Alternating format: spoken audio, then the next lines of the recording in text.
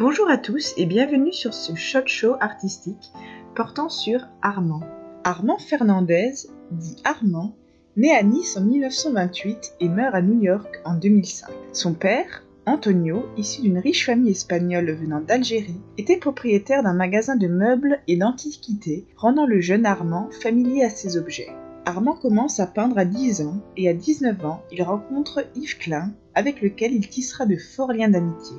Armand est un artiste français, peintre, sculpteur et plasticien, renommé pour ses accumulations. Il fut l'un des premiers à employer comme matériau les objets manufacturés pour réaliser ses œuvres. En 1958, à l'occasion d'une exposition chez Iris Klert, le peintre remarque une erreur d'impression sur le carton d'invitation.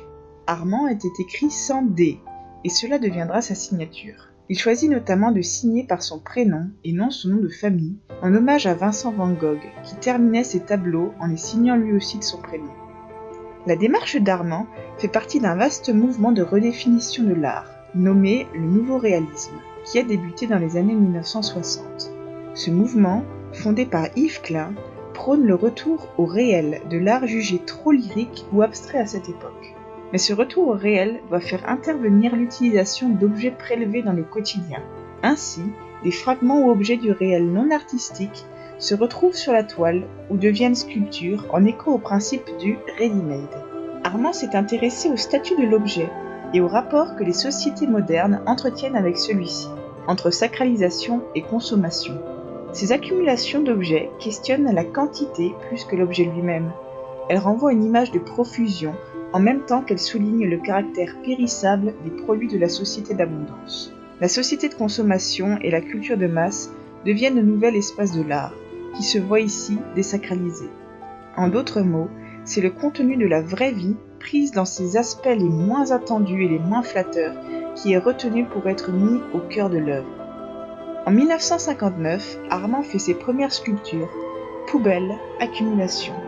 L'accumulation est une technique artistique popularisée par Armand, telle qu'il l'a définie et l'a produit. L'accumulation est un rassemblement d'objets identiques dans une très grande quantité, généralement fondus dans du plexiglas, de manière organisée ou désorganisée, volontairement ou involontairement.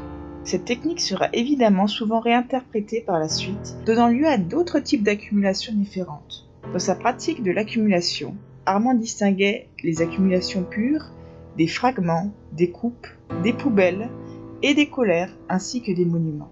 Les accumulations pures représentent les œuvres constituées d'objets identiques, accumulés, entassés et disposés ensemble.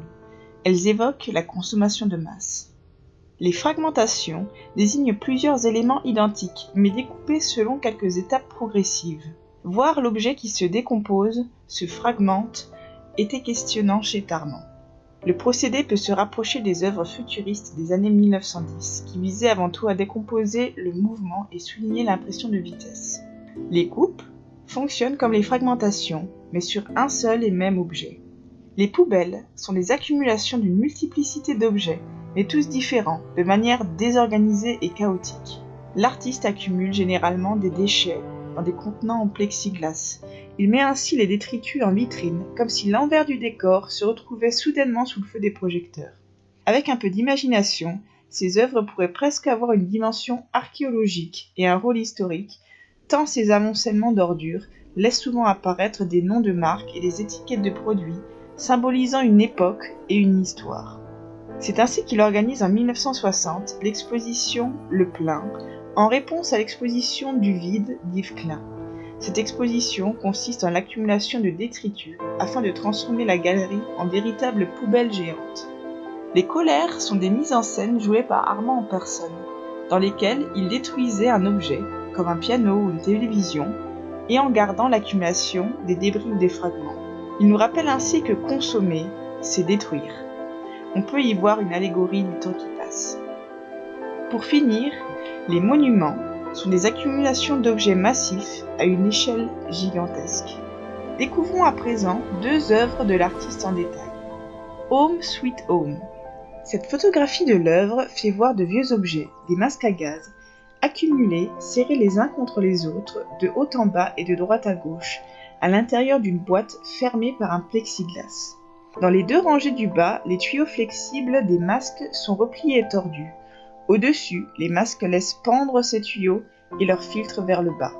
Il n'y a pas d'espace vide. L'absence de marge, l'absence d'espace vide, le repliement et les torsions des tuyaux flexibles qui tendent à déborder du cadre accentuent une sensation d'étouffement, d'asphyxie, d'irrespirable. Le masque à gaz est fortement connoté. Il rappelle à la mémoire la guerre de 14-18 et ses millions de morts, la Seconde Guerre mondiale et l'horreur des camps d'extermination nazis. Ces masques, figures anthropomorphes, c'est-à-dire ayant l'apparence d'un être humain, ressemblent à des têtes de mort. Ce côté dramatique et macabre contraste avec le titre « Home Sweet Home », foyer, doux foyer, expression traditionnelle anglo-saxonne évoquant la douceur du foyer domestique. Home Sweet Home est une œuvre militante qui dénonce le massacre des Juifs par l'armée allemande pendant la Deuxième Guerre mondiale. L'accumulation des masques à gaz faisant écho aux photographies prises par les libérateurs américains des camps, des tas de vêtements, lunettes, chaussures confisquées aux victimes des chambres à gaz. Parlons maintenant de la seconde œuvre, Long Theme Parking. Cette œuvre est un grand parallélépipède de 19,5 mètres de haut, incluant 59 voitures de marques et de couleurs différentes, récupérées dans une casse et superposées horizontalement puis scellées dans du béton.